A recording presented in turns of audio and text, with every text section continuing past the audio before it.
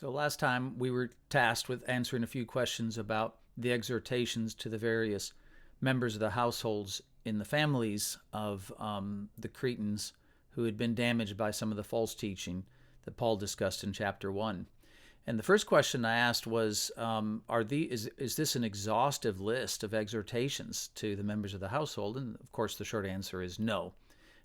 Rather, it's probably better to read this as key areas that Paul the Apostle thinks are crucial for the improvement of each of the various members of the household. And the fact that he's addressing different members with different kinds of exhortations suggests that Paul took the created order presented in Genesis 1 and then reaffirmed by Jesus, say, in Matthew 19 when he was asked about divorce, very seriously.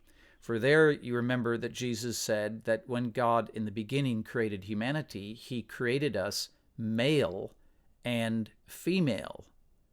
That is to say that God could have made humanity all of one sex, that there would be neither male nor female, just one sex.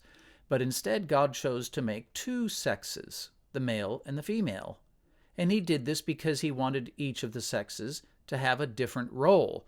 Now, for the most part, men and women are the same kind of creature, but there are some very important differences if you haven't noticed.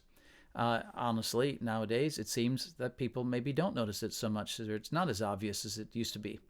But if we're going to then take or understand Paul's exhortations, we're going to have to accept that this is the way God made the world, and therefore there is going to be a slightly different emphasis on the different roles for the different members of the household, and they divide in part based on sex, but they also are divided based on age. At what stage of life are you as a man or as a woman? Are you younger or are you older? Well, the exhortation will, the emphasis anyway, in your life will change a little bit in the different stages of life. So let's look then at what Paul says. For the older men, he says that there's an emphasis on their mind, sober-minded. That is to say that men are to be, they've thought a long time, they've had a lot of experience, and they're to use their ability to lead. They're to draw from the well of their experience and make sure their thinking is clear. And he attaches this word sound to it, sound-minded in faith, in love, and in steadfastness. Now, the word sound here is the word from which we get our English word hygiene. And it's actually, in Greek, means something more like healthy. You see the word in chapter 1 as well, where it says here that we're sound in faith, that they may be sound in faith. And you see a similar concept in verse 15, to be pure, or to katharos means clean. So what is this idea that we're to be clean or healthy in our mind?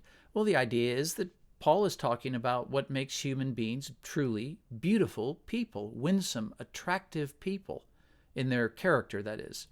So when we think of something beautiful, we don't think of something being soiled and spoiled and rotten. We think of, a beautiful tomato as a fresh, cleaned tomato. So things that are clean that's sort of assumed as the basis, or at least it's part of the foundation of what it means to be beautiful. So for the mind to be clean, to be healthy, to not be soiled by the way the world looks at things and polluted by an inverse set of values that are contrary to the Word of God. When he turns to the older women, the emphasis is on their conduct. In their conduct, they're to be reverent.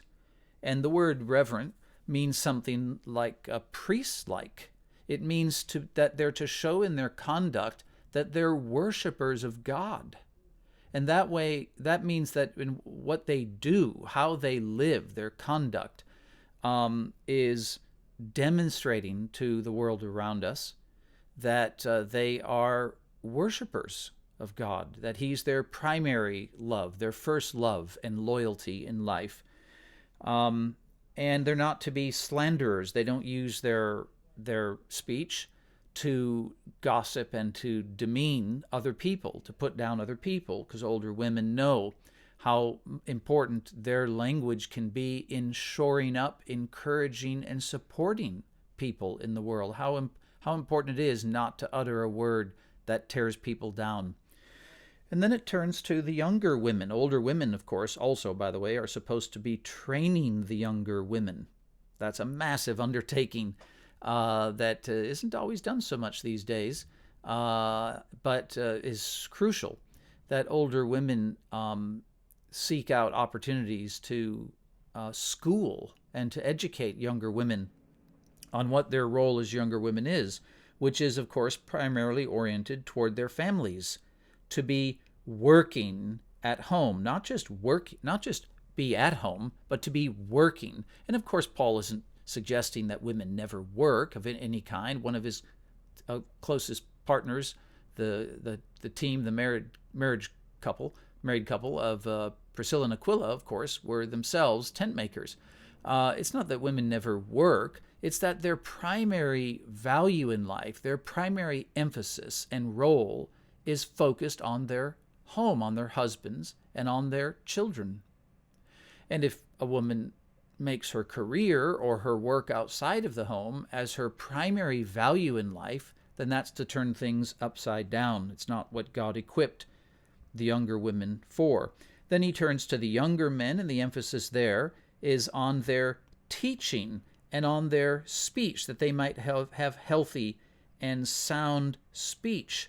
So that emphasis on teaching and on speaking, often younger men are not very good at speaking. They're not good at articulating their ideas, and they don't speak very intelligently. They speak recklessly. So young men are future leaders. They're to be working on how to voice what they think about God, how they pray, what they say to their family members, their friends. So they're to be working in particular on that area of their life. And then bondservants, we thankfully don't live in a master-slave society anymore. We generally are just working and have a boss.